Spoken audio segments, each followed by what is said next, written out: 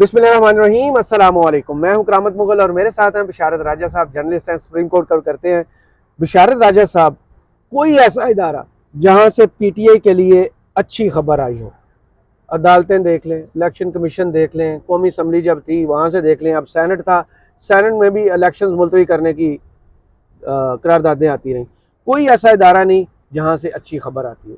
वाहिद अच्छी खबर है कि अवाम पीटीआई के साथ है। वो जब कल वोट डालेंगे तो लग पते जाएंगे इदारों को भी और सियासी पार्टियों को भी कि वो उनकी लड़ाई असल में उस साइलेंट वोटर के साथ है जो कि अपना फैसला कल सुनाने जा रहा है। आज इलेक्शन कमीशन ने फिर एक फैसला सुनाया, आपने भी पढ़ा है।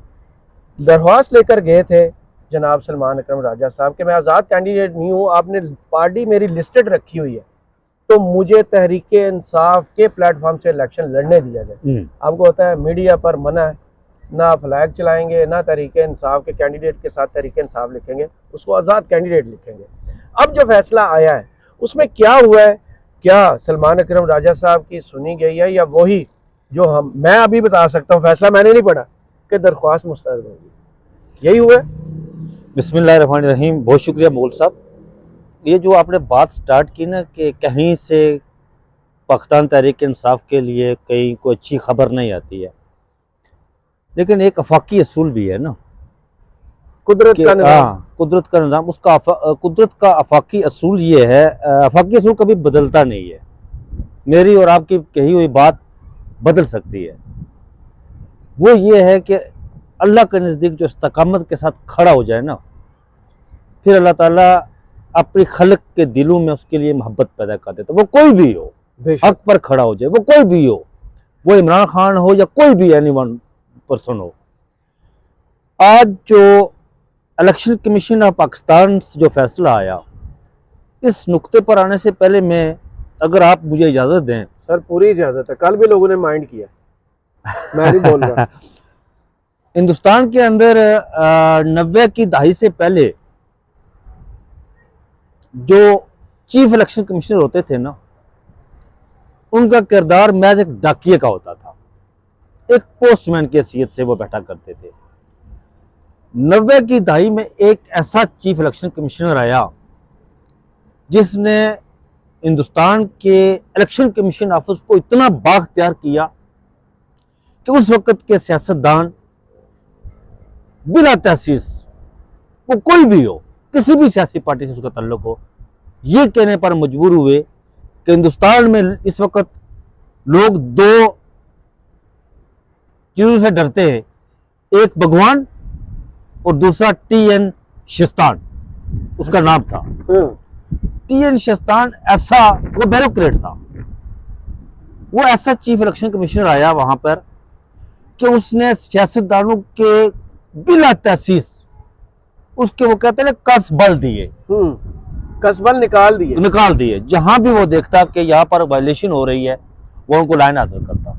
वो नहीं देखता ये किस पार्टी से है, इसे होना भी तो यही चाहिए ना, जमहूरी मुल्क में तो ऐसे ही होता है जमहूरियत में। लेकिन यहाँ पर पाकिस्तान के अंदर बदकिस्मती ये हुई, दुनिया की 5वीं बड़ी जमहूरियत है, दुनिया की 5वीं बड़ी जमहूरियत कागजों में, कि जब यहाँ पर सिकंदर सुल्तान राजा साहब चीफ इलेक्शन कमिश्नर बने तो मुझे एक उम्मीद थी कि ये पहला ब्यूरोक्रेट चीफ इलेक्शन कमिश्नर आया है, तो ये शायद उन जजेस आजाद की तरह ना हो जो इससे पहले रहे और उन्हें जहां भी कहीं कोई कहता उसकी तरफ वो मूव करते। फखरुद्दीन जी इब्राहिम जब चीफ इलेक्शन कमिश्नर थे तो उनके बारे में ये कहा जाता है कि जनरल कियानी 2013 के इंतखाबात में, कि वो ऐसे चीफ इलेक्शन कमिश्नर थे कि जनरल कियानी उनसे मुलाकात करने के लिए गए तो बहुत देर बैठे रहे, आधा घंटा गुफ्तगू भी होती रही। तो फिर जब वो उठकर जाने लगे तो फखरुद्दीन जी इब्राहिम उनसे पूछने लगे कि आजकल जनरल कियानी साहब कहाँ होते हैं। ऐसे भी चीफ इलेक्शन कमिश्नर यहाँ गुजरे हैं, और ये जब साहब आए तो मुझे एक बड़ी उम्मीद थी कि ये इस अदारे को बाख्तियार बनाएंगे और ये बड़े अच्छे ब्यूरोक्रेट रहे हैं, और उस रवायात को ये बरकरार रखते हुए, अपनी खानदानी रवायात को बरकरार रखते हुए, ये बाद में मुझे पता चला कि ये यहाँ पर नवाज शरीफ साहब के एक वो प्रिंसिपल सेक्रेटरी हुआ करते थे, मेहदी नाम था उनका, पिंडी के वो कमिश्नर भी रहे, तो ये उनके कुछ दामाद भी लगते हैं रिश्ते में। तो फिर उन्होंने वही काम शुरू किया जो पहले होना चाहिए था। सलमान अकबर राजा साहब, उन्होंने दरख्वास्त दायर की थी इलेक्शन कमीशन में कि फॉर्म जो 33 है उसमें कॉलम होता है जी जिसमें पार्टी एफिलिएशन जो है ना वो लिखनी पड़ती है। उन्होंने कहा कि मुझे पाकिस्तान तहरीक इंसाफ ने टिकट दिया, उस फॉर्म 33 की जो उसमें मुझे उस कॉलम में मुझे पाकिस्तान तहरीक इंसाफ लिखने की इजाज़त दी जाए, मुझे इंडिपेंडेंट जो है ना वो ना किया जाए। वो बेंच ने उनका जो दरख्वास्त थी वो सुनी और आज सुबह इलेक्शन हो रहे हैं और आज उन्होंने फैसला सुनाया। और फैसला ये सुनाया कि जो इलेक्शन एक्ट है जी पीटीआई का, उसका 209 एक सेक्शन है, उस पर वो पूरी नहीं उतरी पीटीआई, माशाल्लाह। वो इलेक्शन नहीं करवा सकी। पार्टी रजिस्टर्ड है, अजीब गरीब का मौक़िफ़ फैसले में उन्होंने दिया कि पार्टी रजिस्टर्ड है, लिस्टेड पार्टी रजिस्टर्ड, हाँ रजिस्टर्ड पार्टी है, हाँ लेकिन इलेक्शन कमीशन के कागजात में वही सियासी पार्टी होती है जिसको इंतखाबी सिंबल दिया जाता है। सुप्रीम कोर्ट ने इलेक्शन कमीशन का फैसला बरकरार रखा। इंट्रा पार्टी इलेक्शन जो है वो पीटीआई ने अपने आईन और कानून के मुताबिक नहीं करवाए। हर वो इदारा जो इस मुल्क का आइन तोड़ रहा है, सियासी पार्टियों के अलावा, सुप्रीम कोर्ट से लेकर इलेक्शन कमीशन तक, जिसने फॉलो नहीं किया, अगर कासिम सूरी साहब की रूलिंग थी तो वो आइन के तहत थी, आइन की शिक के तहत थी। ओवर रूल किया सुप्रीम कोर्ट ने। सुप्रीम कोर्ट ने फैसला दिया आइन के मुताबिक चले, अपनी इंटरप्रिटेशन के मुताबिक कि इलेक्शन पंजाब के 14 मई को होंगे। इलेक्शन कमीशन ने नहीं करवाए, आइन की खिलाफ वर्जी। उस वक्त का वजीर आजम शहबाज सरकार और 80 रुकनी काबीना, आइन की खिलाफ वर्जी। सिक्योरिटी इदारों ने सिक्योरिटी देने से मना कर दिया, वजारत खजाना ने पैसे देने से मना कर दिया। तो आइन था कहाँ? नहीं मुगल साहब, मैं जो मुल्क का आइन बड़ा है या पार्टी का आइन बड़ा है? नहीं, बात वहां पर आने लगा। मुल्क का आइन बड़ा है, उसको नहीं माना। यहाँ आके फैसला दिया कि आपने अपनी पार्टी के आइन के मुताबिक सही नहीं कराया। यार कुछ तो अक्ल को हाथ मार। मुगल साहब, जनरल ज़ियाउल हक से ये मंसूब एक कॉल है। उनके बारे में ये कहा जाता है कि वो बड़े तहज्जुद गुजार थे। वो अल्ताफ हसन कुरैशी ने अपनी किताब मुल्कात क्या क्या में भी ये बात की है। बात आइन की कर रहा हूँ, जो अपने आइन के हवाले से बात की है। उन्होंने कहा था कि आइन क्या है? आइन मुमकिन आक है, ये जिधर मोड़ दे उधर मुड़ता है। हाँ जी, और सबसे मुकद्दस किताब है हम पाकिस्तानियों के लिए। ईमान वाली शिक्कों के निकाल के ये ना हो कि मुझ पर फतवा जारी हो जाए। कुरान जो है ना हमारे लिए, वो उसके बाद मुल्क के निजामत के लिए। और बदकिस्मती अलमिया देखे इस मुल्क के साथ पिछले जो 75 सालों से खिलवाड़ हो रहा है। हर वो आइन शिकन, वो जर्नैल हो या वो सिविल एडमिनिस्ट्रेटर लॉ हो, हाँ मैं वही कह रहा हूं, या वो जज हो या वो ब्यूरोक्रेट हो, कोई भी हो, जो आइन शिकनी करता है वो 25 करोड़ कौम को आइन पर पाबंदी का दर्ज दे रहा होता है।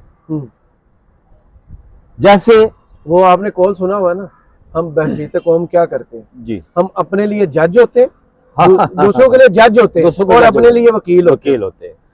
जैसे सिकंदर सुल्तान राजा ने आपने जिक्र किया, पंजाब और खैबर पख्तूनख्वा के इलेक्शन के हवाले से, इंतखाबात के हवाले से हुआ ये मुगल साहब कि इन्होंने आइन शिकनी की, आइन शिकनी की। अब आइन शिकनी करके उन्होंने ये कहा कि चूंकि पाकिस्तान तहरीक इंसाफ ने अपने आइन के मुताबिक इंतखाबात नहीं कराए, सुभान अल्लाह, इसलिए हम उन्हें उनका इंतखाबी निशान महरूम करते हैं उनसे। अच्छा, उन्हें इंतखाबी निशान नहीं दिया जो 13 जनवरी को फैसला है।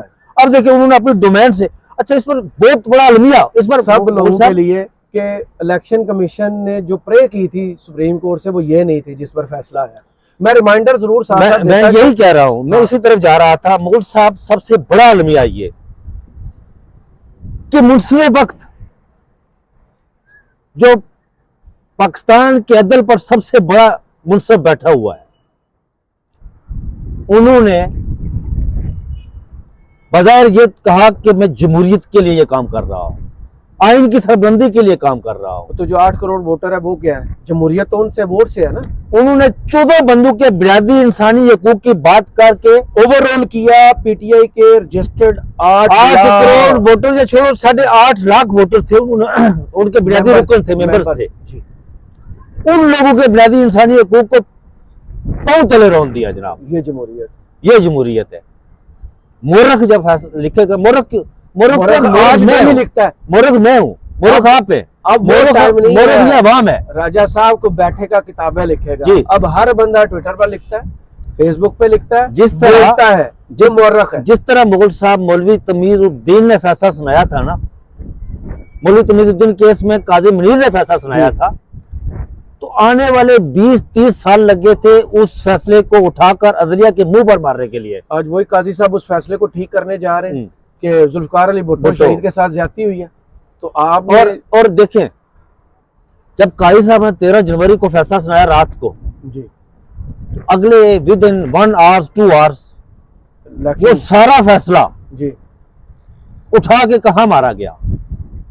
लेकिन वो फिर भी मस्जिद थे जनाब। भाईजान उनके फैसला सुनाने से पहले 5 बजे इलेक्शन कमीशन सिंबल्स अलॉट कर चुका। सिंबल।